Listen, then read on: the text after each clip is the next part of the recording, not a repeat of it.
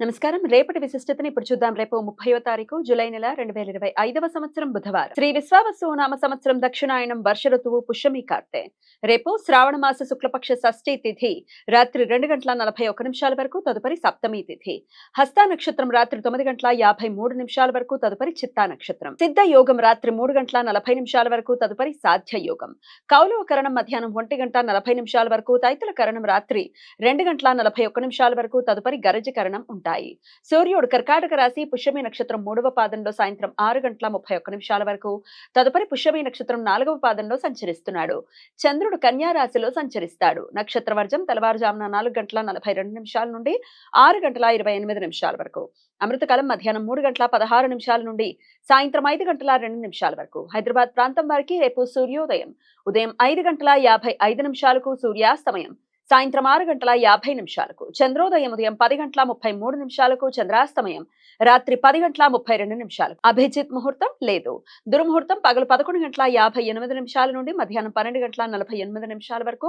రాహుకాలం మధ్యాహ్నం 12:23 నుండి 1:59 వరకు.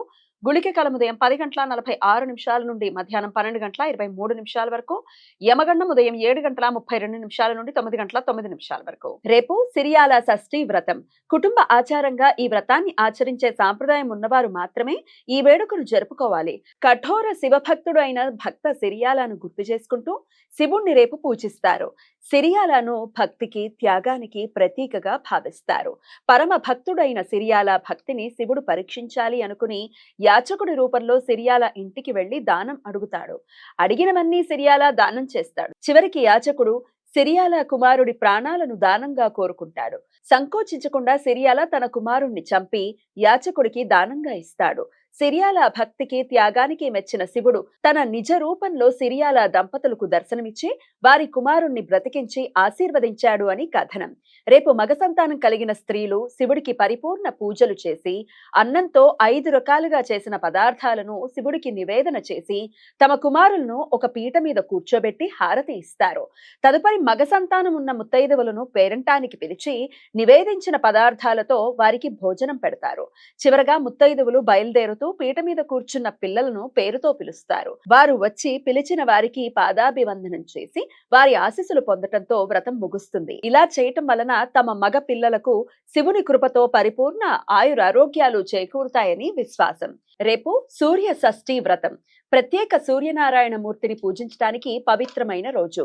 రేపు భక్తులు ఉపవాసముండి సూర్యోదయ, సూర్యాస్తమయ సమయాలలో సూర్యునికి ఎర్రచందనం, ఎర్రటి పువ్వులతో అర్ఘ్యప్రదానం ఇచ్చి సూర్య సూక్త పారాయణం, అరుణం, మహాసౌరం, త్రిచ పారాయణతో కూడిన సూర్య నమస్కారాలు చేస్తారు.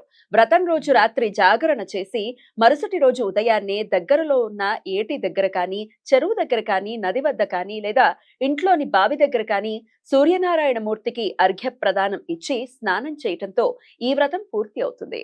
ఈ వ్రతం ఆచరించటం వలన అనారోగ్య పరిస్థితులను అధిగమించగలుగుతారు అని, ఉద్యోగ సమస్యలు తొలగిపోతాయని భక్తుల నమ్మకం. రేపు సుబ్రహ్మణ్య స్వామిని ఆరాధించడానికి ప్రత్యేకమైన స్కంద షష్ఠి వ్రతం. రేపు కల్కి జయంతి. కలియుగాంతంలో అవతరించే విష్ణుమూర్తి దశమ ఆఖరి అవతారం కల్కి. రేపు విష్ణుమూర్తి దేవాలయాలలో ప్రత్యేక పూజలు నిర్వహిస్తారు. బుధవారం హస్త నక్షత్ర కలయిక ఉండటం వలన సర్వార్థ సిద్ధి యోగం రేపు సూర్యోదయం నుండి రాత్రి 9:53 వరకు ఉంటుంది. ఈ సమయంలో నూతన వ్యాపార ప్రయత్నాలు చేయడానికి, కొత్త పనులు ప్రారంభించుకోవడానికి అనుకూలం. శని పంచ సప్తశలాక వేధ రేపు ఉదయం 8:36 నుండి మధ్యాహ్నం 3:14 వరకు ఉంటుంది. ఈ వేధ శనిగ్రహం ఉత్తరాభాద్ర నక్షత్రం 2వ పాదంలో సంచరించే సమయంలో చంద్రుడు హస్త నక్షత్రం 3వ పాదంలో సంచరిస్తున్నప్పుడు ఏర్పడుతుంది. ఈ సమయంలో శుభకార్యాలు చేయడానికి అనుకూలం కాదు. ఈ సమాచారాన్ని మనకు అందించిన వారు మేడికొండూరు విశ్వనాథ్ ప్రసాద్ గారు. ఆయనకు కృతజ్ఞతలు తెలియజేస్తూ సూర్యనారాయణ మూర్తి స్మరణతో సమస్త సన్మంగళాని భవంతు. నమస్కారం.